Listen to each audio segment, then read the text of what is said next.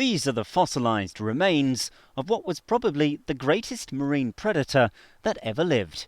155 million years ago, when dinosaurs trod the earth, this pliosaur ruled the seas. Here's the geologist Richard Edmonds. What we have is the skull of an absolutely enormous marine reptile called a pliosaur. This is the top of the skull, there's the snout.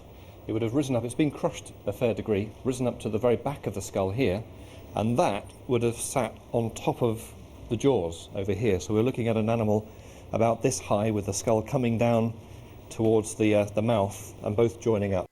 And that's just the skull. The real thing looked like this. Eyes that could see forward like ours to spot its food. A short body. 4 huge flippers for swimming.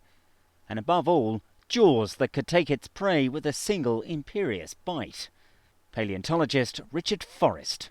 Bone is roughly the same strength as steel, so if you can imagine a steel beam the size of this lower jaw, it gives you some idea of the sort of forces that the bite of this animal could exert. And the pliosaur was huge, larger than a killer shark, almost as big as a blue whale, and would dwarf a human being. Not that fossil hunters on beaches in Dorset, where the pliosaur remains were found, are ever going to run into one, but if they're really lucky, they could find something similar among the pebbles.